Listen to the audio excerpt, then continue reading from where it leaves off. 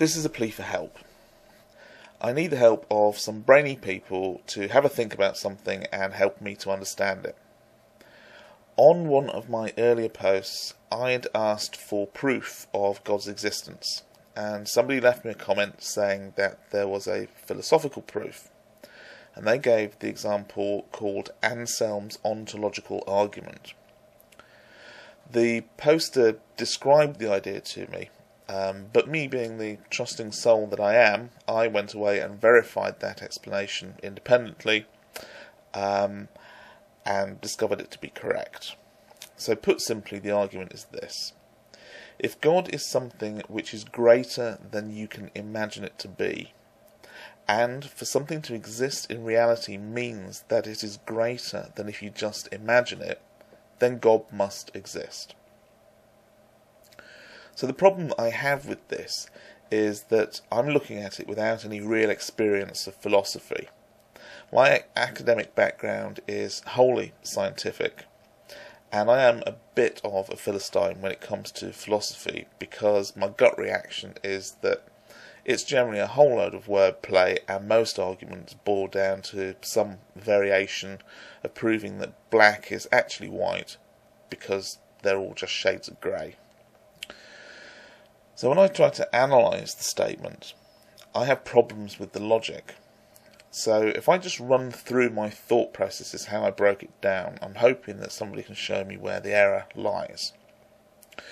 So the first part of the statement is, if God is something that's greater than you can imagine it to be.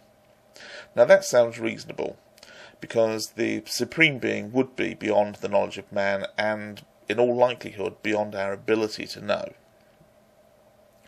The second part is, and for something to exist in reality is greater than if you just imagine it.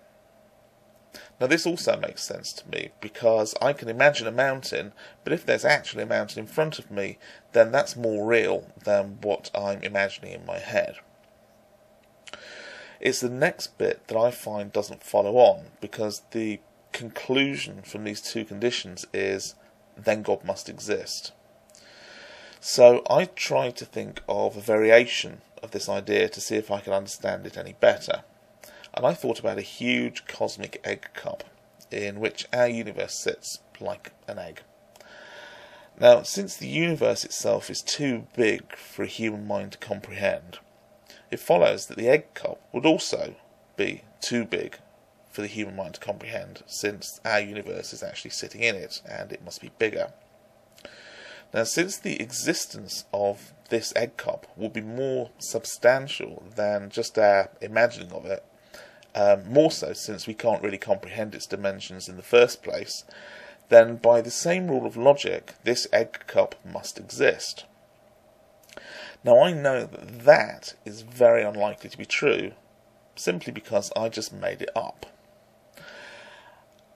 I've got no doubt at all that throughout history better minds than mine have wrestled with this problem. So my question is, why would anybody feel that an argument that's so easily refuted in this way has any merit?